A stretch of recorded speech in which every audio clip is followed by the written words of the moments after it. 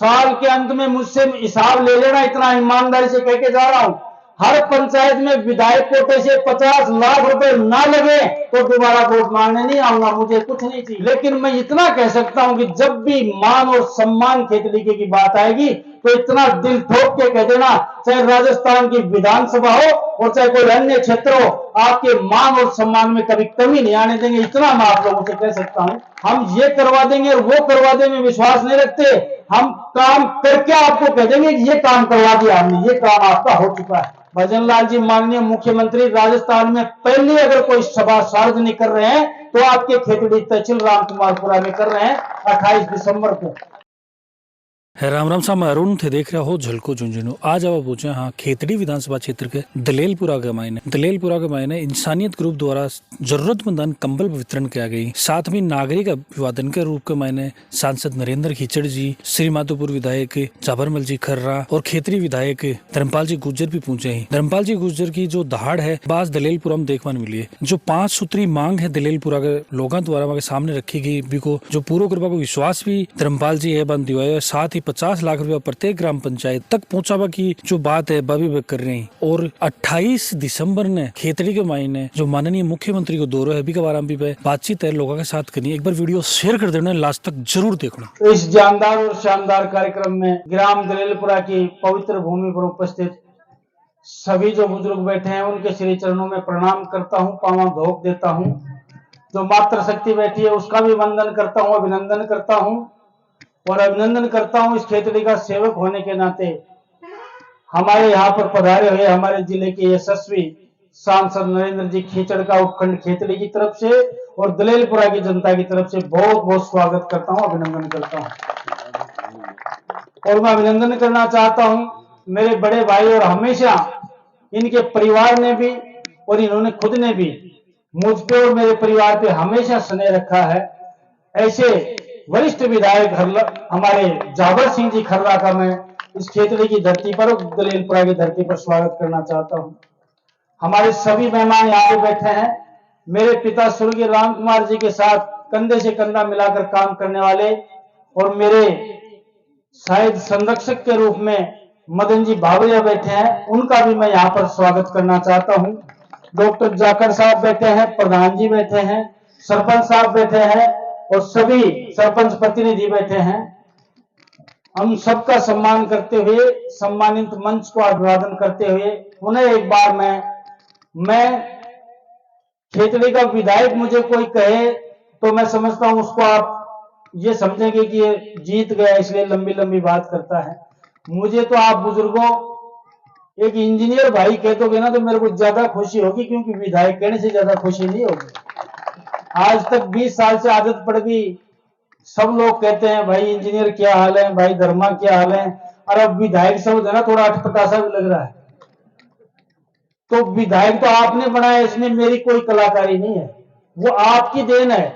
Engineer में मेरी खुद की मेहनत से बना था, इसलिए वो कहलवाना मुझे ज्यादा पसंद है। और मुझे तो विधायक की वजह खेतड़ी का सेवक कह दिया करो, जो मुझसे बन पड़ेगा, जितना बन पड़ेगा उतना आपके लिए सर्व सदैव तैयार हूं, ये मैं आप लोगों को विश्वास दिला सकता हूं।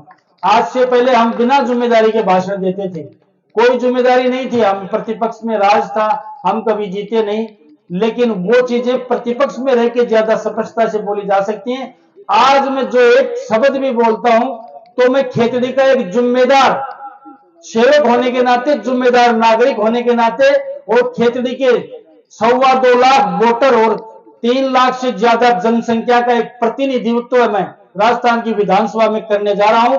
जो वजन आपने डाला उस वजन को मैं अपने कंधों पे महसूस करता हूं और जो साफा आप पहनाते हो उस साफे का वजन मैं अपने सर पे महसूस करता हूं, क्योंकि ये कपड़े का साफा नहीं है, ये खेतड़ी की पूरी जनता की मान और शान का साफा है। इस शान और मान को बढ़ाना मेरा कर्तव्य है, मेरा दायित्व है और मेरा फर्ज है और मेरा कर्म है और मेरा धर्म है।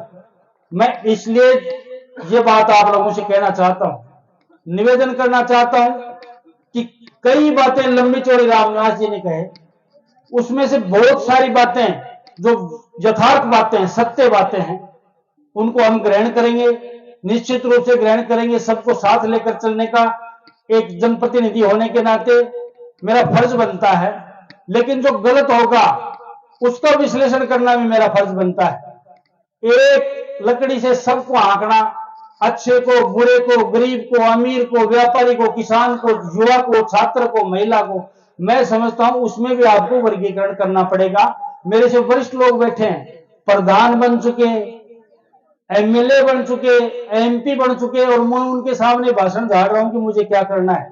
2 बार प्रधान, कितनी बार प्रधान रह गए, 3 बार प्रधान, 2 बार विधायक। इनके सामने एक छोटा सा और अदना सा आदमी ज्यादा बोले और कानून लगाए, उस बात की अदब इजाजत नहीं देता है। लेकिन मैं इतना कह सकता हूं कि जब भी मान और सम्मान खेतलीके की बात आएगी तो इतना दिल ठोक के कह देना, चाहे राजस्थान की विधानसभा हो और चाहे कोई अन्य क्षेत्र हो, आपके मान और सम्मान में कभी कमी नहीं आने देंगे। इतना मैं आप लोगों से कह सकता हूं। विकास सब नहीं होते हैं साहब, ये एमपी भी बन गए, प्रधान भी बन गए, एमएलए भी रह गए, 2 बार 3 बार प्रधान रह गए, 2 बार एमएलए रह गए। कोई व्यक्ति नहीं है जो सर्वांगीण विकास कर दे। जायज जो बात होगी, जितना विकास मैं कर पाऊंगा, जितना पैसा आपके हक का मैं ला पाऊंगा, उसमें चाहे मुझे दिन रात एक करनी पड़े, कितनी भी मेहनत करनी पड़े, उसमें कमी नहीं छोड़ूंगा। इतना विश्वास दिला सकता हूं आपको। और एक विधायक को 5 करोड़ प्रति वर्ष मिलते हैं, 25 करोड़ हो गए 5 साल के। हमारे 44 पंचायतें और एक नगर पालिका है, लगभग 45 जगह उसको डिवाइड करना है। 50-50 लाख रुपए साल के आ जाते हैं। साल के अंत में मुझसे हिसाब ले लेना, इतना ईमानदारी से कह के जा रहा हूं। हर पंचायत में विधायक कोटे से 50 लाख रुपए ना लगे तो दोबारा वोट मांगने नहीं आऊंगा। मुझे कुछ नहीं चाहिए, मेरे हिस्से का जो मुझे मिलता है, मेरे विवेक का कोटा मिलता है, उसमें सबको बांटा जाएगा। जिसने कम वोट दिए तो भी मिलेगा, जिसने ज्यादा वोट दिए तो भी मिलेगा। उसका हिसाब आज देने की स्थिति में नहीं हूं।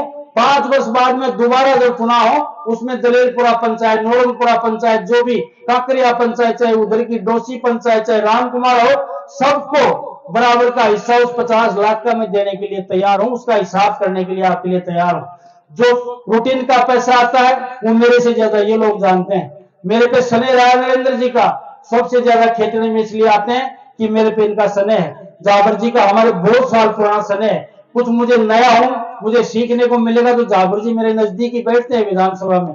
मैं तो शुरू में मेरी सीट नहीं मिली थी तो मुझे तो कोई जानकारी नहीं मिला, जाबर जी के पास जाके बैठ गया। भाई प्रदेश में तो कोई गांव को मिल जाए वो भी बहुत बढ़िया है। मैं तो जाबर जी को जानता था, सुभाष भी भाई नया नया है, नील भी नया नया है, उसको मैं नहीं पहचानता था। मेरी सीट भी मुझे नहीं पता नहीं कहाँ है, घुसा था मैं हाँ पक्ष लोबी में, तो मुझे तो जाबर जी दिखे। मैंने कहा बढ़िया है, अपने तो यहीं बैठ जाओ, बाद में खोजते रहेंगे कौन सी सीट है। तो इनसे कोई जरूरत पड़ेगी तो मैं अपना जो सुझाव और इनके मार्गदर्शन पे हम लोग चलेंगे। निश्चित रूप से आपने जो काम किया है यहाँ पर, जो मानवता का काम किया है, इंसानियत ग्रुप ने जो सेवा का काम कर रहे हैं, उसको मैं देख रहा हूं 2-3 वर्ष से। निश्चित रूप से ये काम सबके वश का नहीं है, इसके लिए टीम भावना भी चाहिए और सहयोग की भावना भी चाहिए। अगर आपके गांव में कोई अच्छा काम कर रहा है, अच्छी संस्था है जो एक मानव सेवा के लिए चल रही है, उसका सहयोग करें, और सहयोग नहीं करें तो उसका विरोध ना करें, उसका विरोध भी ना करें। इसलिए आपसे आग्रह मैं करना चाहता हूं, ये संस्था दिन दूनी और रात दोगुनी तरक्की करे। और कप्तान साहब और गांव की तरफ से जो मुझे इस क्षेत्र की जो समस्याएं बताई गई हैं, उनका लिखित में मेरे पास है। आज कहना जल्दबाजी होगी, ये करवा दूंगा वो करवा दूंगा, हम ये करवा देंगे और वो करवा देंगे में विश्वास नहीं रखते। हम काम करके आपको कह देंगे कि ये काम करवा दिया हमने, ये काम आपका हो चुका है। इसलिए यहां पर कहलवानी को घोषणा कितनी भी करवा लो चाहिए, सत्य को लड़ते लड़ते मुझे 20-25 साल होगी, लेकिन सत्य लोगों के समझ में कम आता है। मैं हमेशा कहता हूं कि सच्चाई जब चारपाई से उठ के जूती पहनती है, जब तक झूठ आधी दुनिया घूम लेती है। झूठ बहुत जल्दी फैलती है, सच्चाई को फैलने में बहुत समय लगता है। लेकिन 20 वर्ष में लोग समझे, मुझे ये मौका दिया आपकी सेवा करने का। ईमानदारी से सबके साथ, बिना भेदभाव के, बिना पक्षपात के, मुझसे जो बन पड़ेगा, जितना बन पड़ेगा उससे से ज्यादा करने की कोशिश करूंगा। जो मांगे हैं मेरे पास हैं, उनमें से कितना कर सकते हैं और कितनी जल्दी कर सकते हैं, उसका विश्वास आप लोगों को दिला के जा रहा हूं। विधानसभा चलेगी, कोटे अलॉट होंगे, सरकार अस्तित्व में आएगी, मंत्रिमंडल बनेगा। इन चीजों में, सरकारी कामों में प्रैक्टिकल आने में, फील्ड में आने में बहुत समय लगता है, क्योंकि आज हमारा प्रदेश राजस्थान देश का सबसे बड़ा राज्य है। देश का, पूरे हिंदुस्तान का सबसे बड़ा राज्य कोई है तो वो राजस्थान है। इसमें किसी भी स्कीम को आते आते बहुत समय लगता है। हम कोशिश करेंगे विधानसभा में, हम कोशिश करेंगे आपके जयपुर में बैठ के कि आपके हिस्से का और आपका जो भी हक बनता है उस हक को हम वहां पे नहीं देंगे, आपके गांव और आपके घाने तक पहुंचाएंगे। ये विश्वास आपको दिलाना चाहते हैं। और अंत में मैं एक निवेदन करना चाहता हूं, 28 दिसंबर जो सबको पता है, यहाँ पर बैठे हैं जब जो लोग, कुछ महिलाओं को पता नहीं होगा, स्वर्गीय राम कुमार जी जब मेरे पिताजी की पुण्यतिथि रहती है 28 दिसंबर, हमेशा निश्चित रहती है। और एक बड़े किसान सम्मेलन का आयोजन हम सब लोग मिलकर करते हैं। मैं मेरे परिवार की तरफ से और इंजीनियर धर्मपाल के नाते आपको निमंत्रण देता हूं कि 28 दिसंबर को ज्यादा से ज्यादा संख्या में पहुंचे। और ये बड़ी खुशी का विषय है कि पहली बार राजस्थान के मुख्यमंत्री माननीय भजनलाल जी बने हैं। भजनलाल जी माननीय मुख्यमंत्री राजस्थान में पहले अगर कोई सभा सार्वजनिक कर रहे हैं तो आपके खेतड़ी तहसील रामकुमारपुरा में कर रहे हैं 28 दिसंबर को। मैं सबको निमंत्रण देता हूं, आप पधारे। मैं आज आने की स्थिति में नहीं था, बहुत बड़ा काम होता है चीन की मीटिंग में, उसका स्टेज होता है, उसका हेलीपैड होता है, कई अधिकारी कर्मचारी वहां पे आए बैठे हैं, लेकिन आपके प्रेम और प्यार से निश्चित रूप से मुझे आना पड़ा। कुछ अधिकारी तो वापस भी चले गए इंतजार करके, क्योंकि उनको भी एक मुख्यमंत्री की अगवानी करनी है। और वो हम लोग, ये बात आप लोग भी समझते हो कितना बड़ा आयोजन है, इसलिए आप लोगों से माफी चाहते हैं। 2 मिनट हमारे अतिथि बोलेंगे, उसके बाद में ये कार्यक्रम का समापन होगा। और जो आप कंबल वितरण का कार्यक्रम कर रहे हैं, ये मेरे हिसाब से आप जल्दी कर दें। महिलाएं हैं, बुजुर्ग महिलाएं एक तो बैठी है, मुझे बड़ी वो अपने आप में पीड़ा हो रही है कि 2-3 बुजुर्ग महिलाएं बैठी हैं जो बड़े परेशान है इतनी देर से। उनको ना परेशान करते हुए इस कार्यक्रम को आगे बढ़ाएं। पुनः एक बार इंसानियत ग्रुप को बहुत बहुत धन्यवाद देते हुए, सभी लोगों का बहुत बहुत अभिनंदन करते हुए, मुझे इस मौके पर इतना ही निवेदन करना था। इन्हीं शब्दों के साथ अपना कथन समाप्त करते हुए अपनी वाणी को विराम देता हूँ। सबको राम राम, धन्यवाद। थारे नजरिए का मैंने खेतरी का कौन सा मुद्दा और विकास की सख्त जरूरत है थे मैंने कमेंट बॉक्स में लिख के बताओगा। पल पल की खबरों में अपडेट रहने के लिए और देश दुनिया में जुड़े रहने के लिए बने रहो झलको झुंझुनू के साथ। राम राम।